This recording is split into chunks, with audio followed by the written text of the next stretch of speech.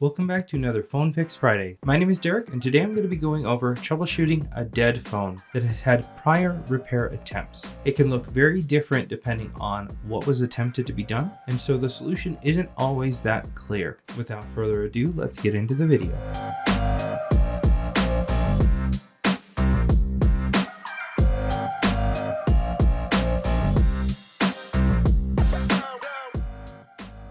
Today we will be looking at the Redmi K30.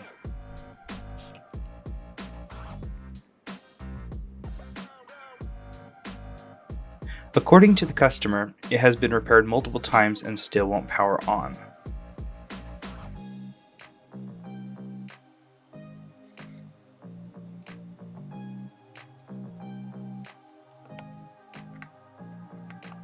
Opening the back cover was super easy because it had been opened before. Let's remove all those screws and take a look at the motherboard. We'll pop the back bracket off, and we can clearly see that there has been work on the motherboard as this shield has been removed.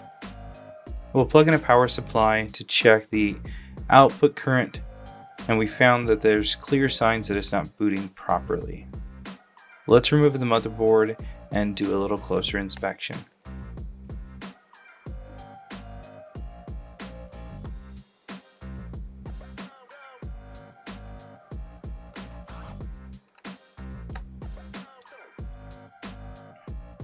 There's been plenty of prior repair attempts that have obviously not worked. We're going to remove the remaining shield without applying additional heat. We'll take it into a thermal camera so that we can connect a power supply and see if we can isolate a problem area.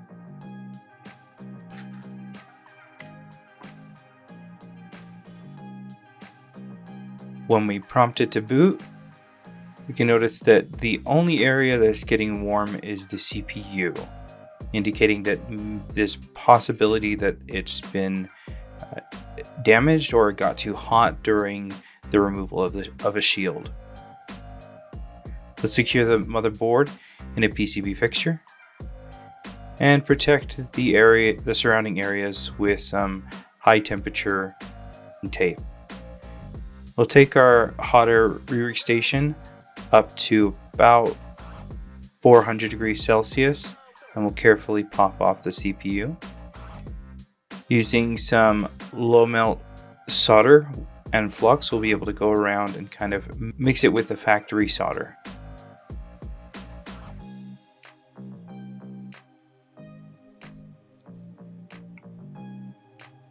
This will help it when we go to wick, help kind of remove as much of the solder as we can.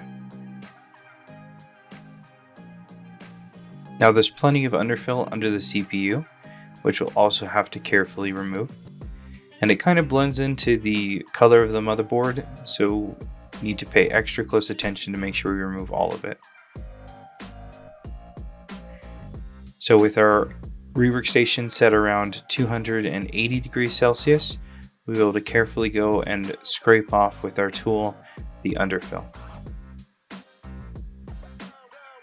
Keeping it at 280 degrees Celsius ensures that we don't float any of the other components that have underfill.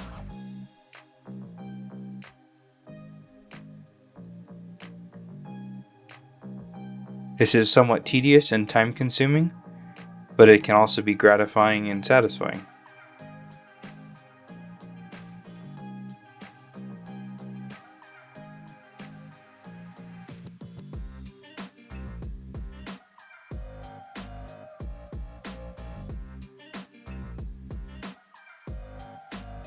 Now, one of the things you might notice is the solder kind of getting dragged around. We'll take some low melt again, and as we go over it, we'll be able to really mix with the remaining factory solder, and this will also make for a much easier wicking job when we're done.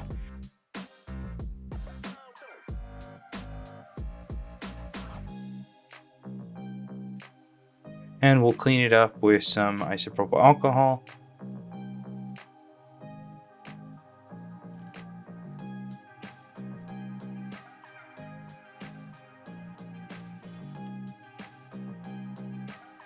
Now you can see that the solder pads are completely dry from solder, and we'll make sure that there's nothing around the perimeter or any of the underfill left anywhere under where the CPU needs to go.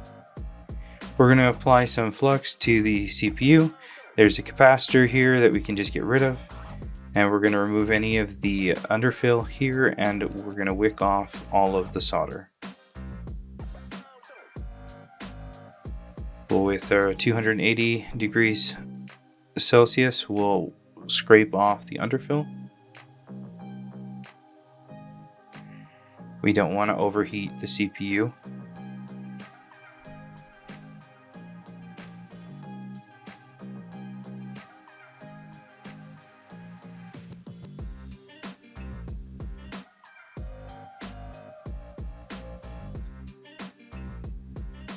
We'll add some flux, and we'll take our wick and really clear up all of the solder, and we'll clean it up in preparation for reballing. We'll use a paper towel that's folded over to create kind of a valley where we will have less warpage of the stencil when we go to heat it up.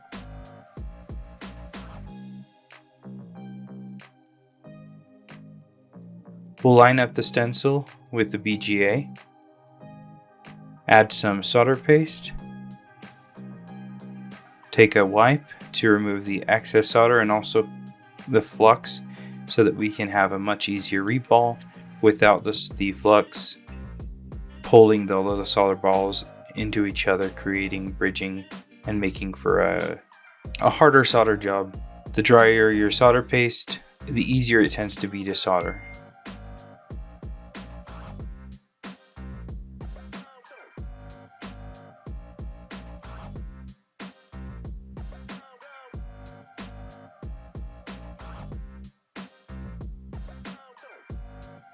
So with our rework station set around 350 degrees Celsius, with a low airflow, we'll be able to carefully go from corner to corner until we have reballed the entire CPU.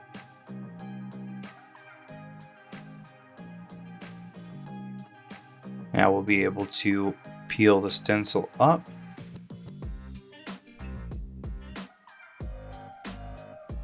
And you can see the difference before and after here of the CPU. To prep the area, we're going to add some flux and evenly spread it out. This will shield the solder joints from oxidation when we take the rework station to the CPU on top of it. We'll want to make sure that it's got even coverage everywhere, nice and thin. We'll apply the CPU, and after assuring that it's in the proper orientation and that it's lined up properly, we'll put it back in the jig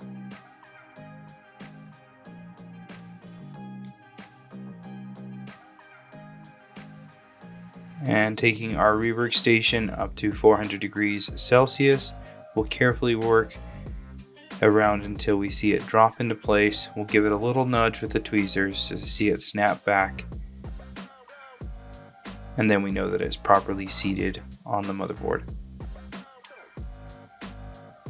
Little nudge, and we're done.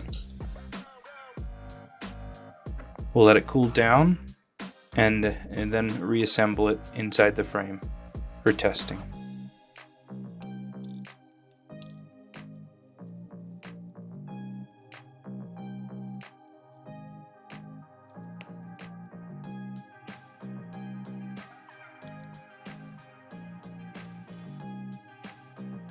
We'll connect up the battery and attempt to power it on.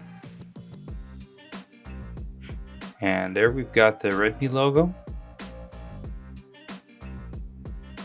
which is the first sign of life this phone has had in a long time. And it's booting up. And here we can see the user's lock screen, so it's all fixed and ready to go. And there we go, it's all fixed. Now in this case it was the CPU. A lot of the times when you plug in a power supply and there is a spot that's getting hot, it doesn't necessarily mean that that component was the failure. was the failing point. It might just mean that that component is the front of the line of a shorted line. So just because something gets hot doesn't mean that it is the culprit. In this case though, probably due to the prior repair attempts, I'm assuming that the CPU got too hot and there was some bridging that happened under the CPU because it's an underfilled chip, which means that when that solder melts and expands slightly, it doesn't have anywhere to go, and so it squeezes out and it creates bridging between ground points and data lines and can cause a phone to act like this. So the solution in this case was to pull it, reball it, and put it back on.